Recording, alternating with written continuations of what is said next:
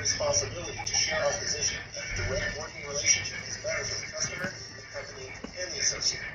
In order to be able to do that effectively, it is critical that we recognize the early warning signs of potential organizing and escalate concerns promptly. If you see warning signs of potential organizing, notify your building HRM and GM site leader immediately.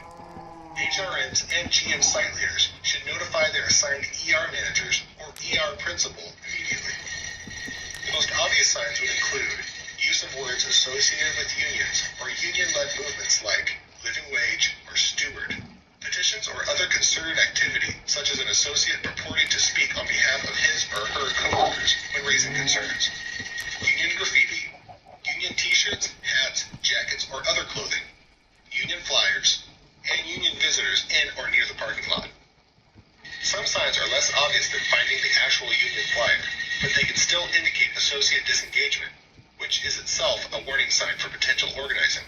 Examples include associates who normally aren't connected to each other suddenly hanging out together, associates who were close suddenly stop speaking to each other, groups of associates scatter when approached by management, increased associate negativity, anger, or confrontation, unusual complaints or change in passion or detail around complaints, unusual interest in policies, benefits, employee lists, or other company information, or any other associate behavior that is out of character. For example, an associate who normally leaves promptly begins hanging out in the break room for an hour after work each day.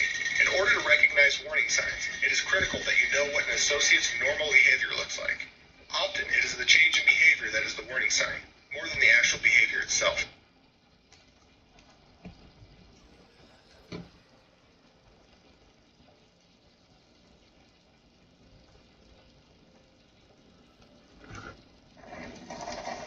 When a colleague suggested I hire a freelancer on Fiverr Pro to publish my stuntman biography, I said yeah. On June 2nd, 2025, officers in Washington received a call from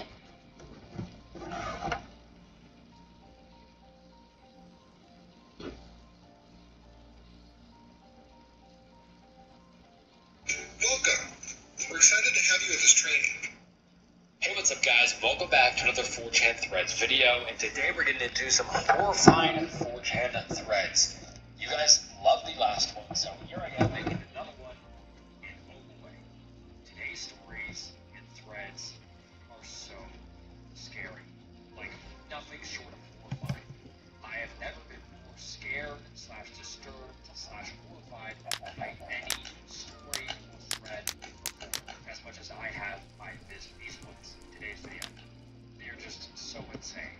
And please like the video, subscribe to the channel, it helps more videos out, and please consider joining the Patreon for just $5 a month. You get all of these videos early, you get extra videos, you get tons and tons of extra content, so please consider that, and it helps support the channel, and I can't wait to get into these stories. So without further ado, let's get into some horrifying 4chan threads. House sitting. For the past week and a half, I've been watching the house of some family friends while they've been out of town. It's a smallish house in a good neighborhood, and though there have been break-ins in the past, they have mostly been to cars parked in the street. These incidents have been few and far between, and have been nothing more than petty thefts. The house I am watching has 3 dogs, 2 of which are large but would be worthless in some kind of home invasion situation. It is a pretty easy job, and along with watering plants and letting the dogs out 2 or 3 times a day, I also have to stand the house every night. Since I am in college, I really need any money I can get, and this is a pretty easy gig. The dogs are pretty relaxed, but if they sense anything outside, they lose their minds and bark until I check it out. If the doorbell rings, it's as if hell has just come to earth and they claw the door, barking their heads off, but other than that, everything has been going well, without a hitch until a few nights back. Sorry for the backstory, but I feel it is necessary in order to explain why what is happening is so out of the ordinary. As I continue the story, I will label each event as night 1, night 2, etc. Starting with the night strange things started occurring. Night 1. A few nights back, I came back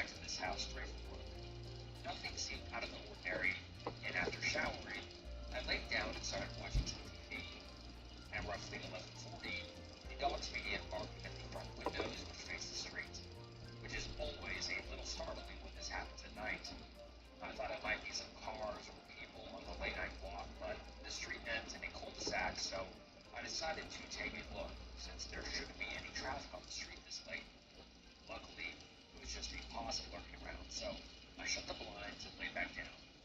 I continued watching TV when some weird shit happened. The doorbell rang. Just some ding-dong ditchers, right? Well, I went to the front hall. It was a little nervous to open the door. So I looked out the side window. Nobody. I told myself it was probably friends of the kid who actually lives here, so I laid down and continued watching TV. 5 minutes passed. Ding. I get up again, check the door just to find nobody there once again. This happens 2 more times, about 5 minutes apart. Nothing there each time. At this point, I'm more pissed than scared, so this time I wait by the window. I wait so that I cannot be seen, but have a clear view of the doorbell. I wait a few minutes and watch the door. And as I am about to get up, it happens. The doorbell rings in single high-pitched sting, but nobody was at the door. I am both confused and a bit horrified. How the hell did it ring when it wasn't clicked? And I was staring at the front door the whole time. I get up and open the front door and take a few steps outside. Nothing. I see nothing. I hear nothing. I lock the doors and walk back to the room I was watching TV. As I sit back down, a strange thought comes to mind. Where are the dogs? And why haven't they barked one time at the bell? I flip every switch I see as I begin looking for the dogs. I finally find them in the parents' room, all lying in their dog beds. I am relieved they are all fine, but I don't know why they didn't react to a single bell ring. Even stranger was that all of them were clearly awake as one came up to me as I entered the room and gave me its usual grievously happy look. I made one of the larger dogs come with me, and I was finally able to go to sleep.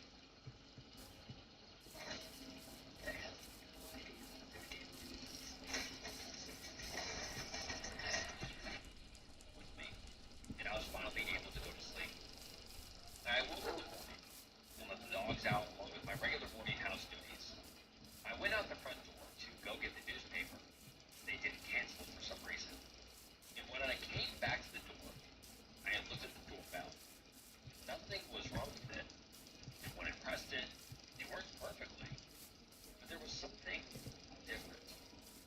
When I pressed the doorbell, it was profoundly louder and had 2 chimes instead of a single or faint chime of the one I kept hearing the night before.